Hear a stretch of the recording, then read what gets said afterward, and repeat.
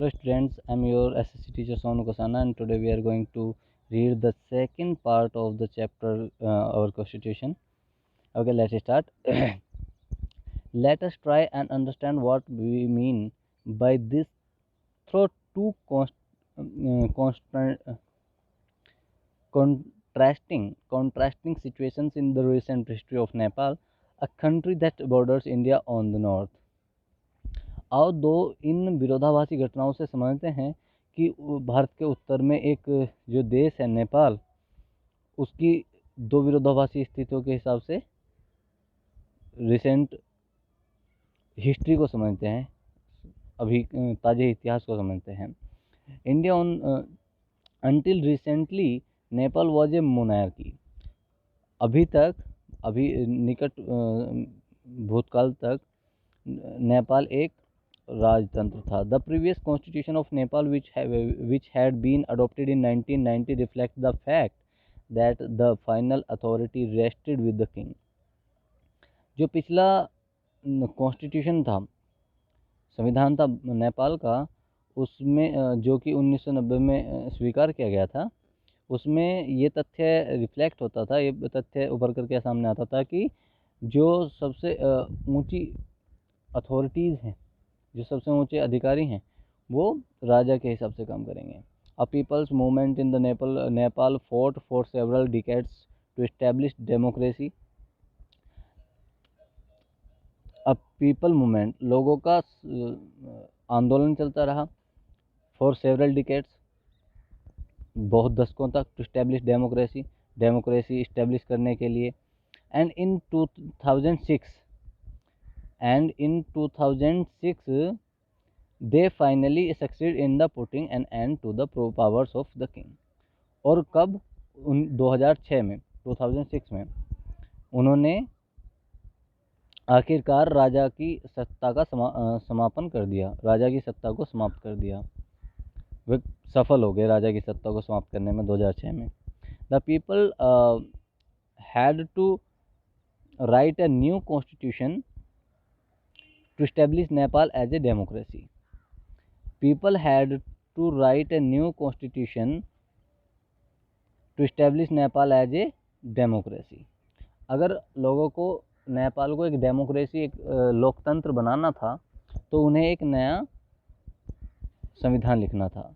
The reasons that they did not want to continue with the previous constitution is because it did not reflect the ideas of the country that they want Nepal to be and that they have fought for। और पिछले वाले संविधान के साथ ना चलने का कारण ये था कि उस संविधान में वो चीज़ें नहीं उभर करके सामने आती थी जिसके लिए नेपाल के लोग लड़ रहे थे और जैसा वो नेपाल को बनाना चाहते थे, उस तरह के नियम उस संविधान में नहीं थे। As in the game of football in which a change in the constitutive rule will change the game all together. जैसा कि फुटबॉल के खेल में हमने देखा कि अगर हम एक कॉन्स्टिट्यूटिव मूलभूत नियम को बदल देते हैं, जो कि यह है कि पैरों से खेला जाएगा, तो पूरा गेम ही बदल जाता है, एक नया गेम बन जाता है। अगर हाथों से बॉल को पास करना शुरू कर दें तो एक नया ही खेल बन जाता है। Nepal by moving from a monarchy to democratic government need to change all its constitutive rules in order to using in a new society। यूसर नेपाल राजतंत्र से गणतंत्र की तरफ जा रहा था और उसे ज़रूरत थी कुछ नए संवैधानिक नियमों की, ताकि समाज में बदलाव लाया जा सके। This is why the people of Nepal adopted a new constitution for the country in 2015। इसीलिए 2015 में नेपाल के लोगों ने एक नया संविधान को स्वीकार किया। The caption alongside elaborates Nepal's struggle for democracy. और कैप्शन जो दिया हुआ है साइड में, जो अभी मैं आपको कैप्शन दिखाऊंगा, जो कैप्शन दिया गया है साइड में, वो व्याख्या करता है, एलोबोरेट करता है नेपाल की स्ट्रगल फॉर डेमोक्रेसी। आइए कैप्शन देखते हैं। This is the caption. Okay, these are the people who are asking for the democratic country। Okay, let's start। The country of Nepal was witnessed several people's struggle for democracy। Nepal ने बहुत से लोगों का संघर्ष देखा है डेमोक्रेसी के लिए। There was a people's struggle in 1990, बहुत से स्ट्रगल देखे हैं, जन आंदोलन देखे हैं। एक जन आंदोलन 1990 में हुआ था, that establish democracy that least for 12 year until 2002, जिससे एक डेमोक्रेसी पैदा हुई जो 12 सालों के लिए थी, 2002 से, जो 2002 तक चली, 1990 से 2002 तक। इन अक्टूबर 2002, king Gyanendra, sitting the most uprising in the countryside as his region, began taking over different aspects of the government with the army's assistance. जो राजा ज्ञानेंद्र था, उन्होंने citing the mounting uprising in the countryside, उन्होंने कहा कि गाँवों में एक, क्या बोलते हैं उसको, माओवाद पनप रहा है। इसी कारण से उन्होंने बहुत सारी चीज़ों को, बहुत सारे टास्क को अपने हाथ में लेना शुरू कर दिया आर्मी की सहायता से उन्होंने अपना होल्ड बनाना शुरू कर लिया चीज़ों पर। The king then finally took over as a head of government in February 2005, और 2005 में, फरवरी 2005 में राजा पूरी शासन का हेड बन गया। मतलब उसने एक तरह से वो फिर क्या बन गया, अपना वो बन गया तानाशाह। इन नवंबर 2005, the Moistists joined other political parties to sign a 12-point agreement. इसलिए माओवादियों ने 12 सूत्रीय एक एग्रीमेंट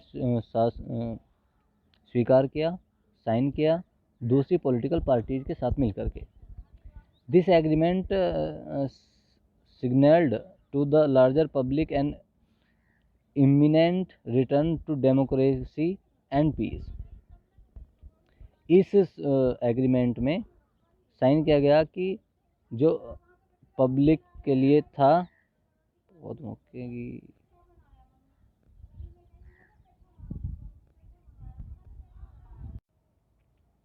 ओके स्टूडेंट्स,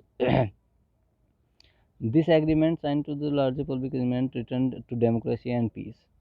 और इस एग्रीमेंट का साइन ये इशारा था कि जो पब्लिक है वो बहुत जल्द लोकतंत्र की तरफ और शांति की तरफ लौटने वाली है। In 2006 this people's movement for democracy began gaining immense force, और 2006 में इस डेमोक्रेटिक मूवमेंट को, यानी कि लोकतांत्रिक आंदोलन को बहुत शक्ति मिलने लगी।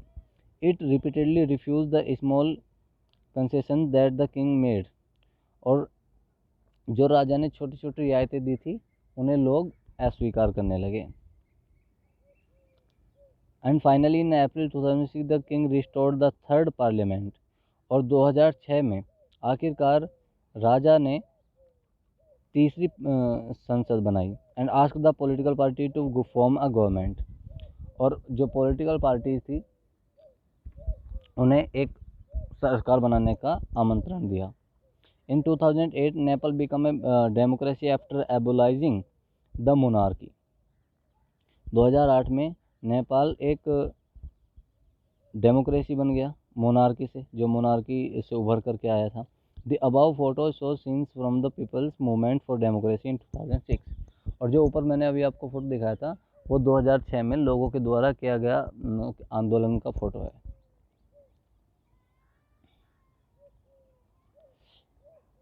Okay. Now,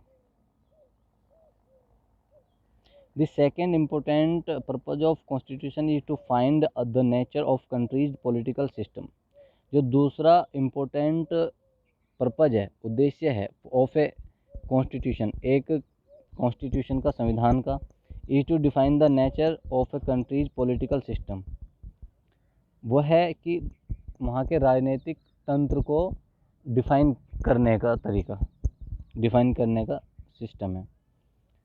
फॉर एग्जाम्पल, उदाहरण के लिए, Nepal's earlier constitution stated that the country was to be ruled by the king. पहला जो संविधान था, संविधान नेपाल में पहले भी था, ठीक है, लेकिन उसमें ये बताया गया था कि कंट्री जो है, देश जो है, राजा के द्वारा किस तरह से शासन उस पर किया जाएगा, देश पर। And his councils of ministers, और उसके जो मिनिस्टर्स हैं उनके द्वारा, यानी राजा और राजा के मंत्रियों के द्वारा देश पर किस तरह से शासन किया जाएगा, उनका कॉन्स्टिट्यूशन ये बताता था। In countries that have adopted a democratic form of government और polity, the constitution plays a crucial role in the laying out certain important guidelines that govern decision making within these societies।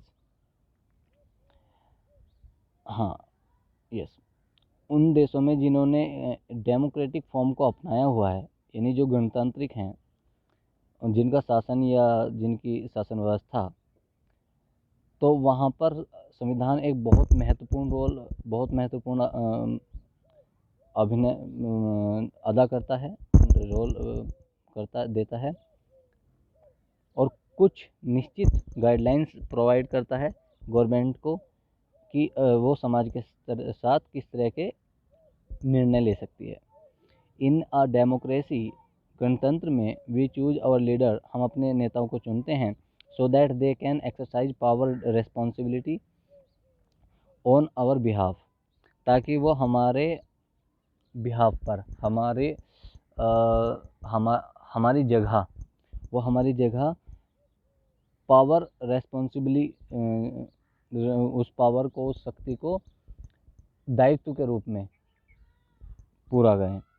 However, there is always the possibility that these leaders might misuse their authority, and the Constitution usually provides safeguard against this। और ऐसा हो सकता है कि ये जो authorities हैं जिन्हें हम चुनते हैं, वो उस पावर का गलत इस्तेमाल करें, तो इसीलिए जो संविधान होता है वो हमें इन सब चिंताओं से मुक्ति देता है। संविधान हमें इन सब चीज़ों से सुरक्षा प्रदान करता है। This misuses of authority can result in gross injustice as demonstrated in the classroom situation below. और दिस मिसयूजेज, ये जो गलत व्यवहार है, गलत प्रयोग है अथॉरिटी का, पावर का, शक्ति का, can result in the grosses injustice, ये उभर सकता है अन्याय के रूप में, as demonstrated in the classroom situation below, जैसा कि नीचे की क्लासरूम में डेमोस्ट्रेट किया गया है, समझाया गया है। आओ इसे पढ़ लेते हैं थोड़ा। Suresh is the class monitor, Suresh जो है वो क्लास का मॉनिटर है। ही इज बुली, वह बुली करता है, चुगली करता है। His classmates are not too fond of him, और उसके जो क्लासमेट्स हैं, उसके जो सहपाठी हैं, वो उससे ज़्यादा खुश नहीं हैं। Mrs Rao the class teacher has to leave the classroom on some urgent work, Mrs Rao को, जो कि कक्षा की अध्यापिका हैं, कक्षा अध्यापिका हैं, उन्हें किसी का विशेष काम से कक्षा को छोड़ करके जाना है।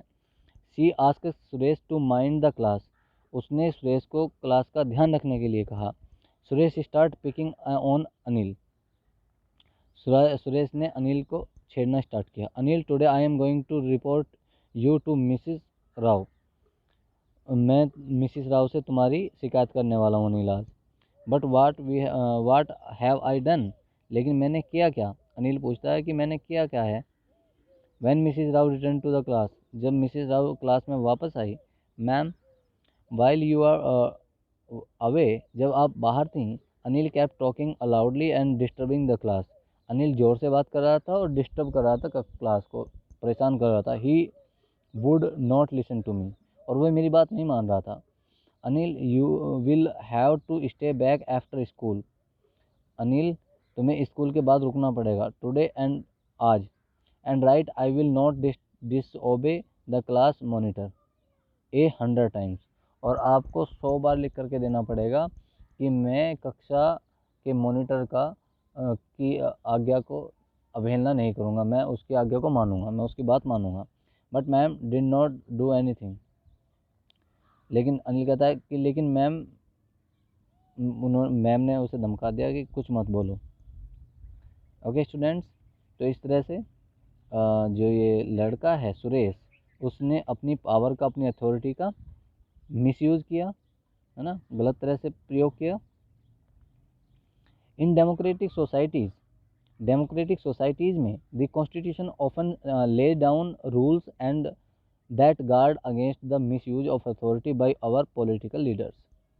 जो संविधान होता है वो प्राय क्या करता है, हमें सुरक्षा प्रदान करता है उस इस तरह की मिसयूज होने से, जो पॉलिटिकल अथॉरिटीज़ कर सकती हैं, जो राजनीतिक ताकतें हैं वो किसी पावर का, किसी सत्ता का दुरुपयोग करें। इससे हमें कौन बचाता है, हमारा संविधान बचाता है। In the case of the Indian constitution, और भारतीय संविधान के मामले में, about which you will read more later in the chapter, जिसके बारे में आप चैप्टर में आगे पढ़ेंगे। Many of these law are contained in the section on fundamental rights. इनमें से बहुत सारे नियम जो हैं वो निहित हैं हमारे फंडामेंटल राइट्स में। Do you recall the chapter on the Dalit writer? क्या तुम्हें याद है दलित राइटर का चैप्टर? Om Prakash Valmiki experience in school from your class 7th book. तुमने कक्षा 7 की किताब में जो पढ़ा था ओम प्रकाश वाल्मीकि का अनुभव उसके स्कूल में क्या हुआ था ओम प्रकाश वाल्मीकि के साथ। इन दैट चैप्टर, उस चैप्टर में we talked about the discrimination Om Prakash faced because he was a Dalit. हमने पढ़ा था कि ओम प्रकाश ने दलित होने के कारण किस तरह से पक्षपात को सहन किया, पक्षपात को झेला। You read about how the Indian constitution guarantees the right to equality to all person and says that no citizen can be discriminated against on grounds of religion, race, caste, gender and place of birth. अब you read about how the Indian Constitution guarantees, तुम पढ़ोगे कि भारतीय संविधान किस तरह से guarantee देता है राइट टू इक्वालिटी, समानता के अधिकार की, टू ऑल द पर्सन, सभी लोगों को, और कहता है कि किसी भी नागरिक के साथ डिस्क्रिमिनेशन नहीं किया जाएगा। और किस बेस पर नहीं किया जा सकता? बिल्कुल भी रिलीजन, धर्म के आधार पर, जाति के आधार पर, उसकी नस्ल के आधार पर, उसके लिंग के आधार पर और जन्म के स्थान के आधार पर। The right to equality is one of the fundamental rights. और समानता का अधिकार एक मूलभूत अधिकार है, फंडामेंटल राइट्स है, guaranteed by the Indian constitution, जिसे भारतीय संविधान ने गारंटी किया है, मतलब निश्चित किया है। Okay students, thanks for today.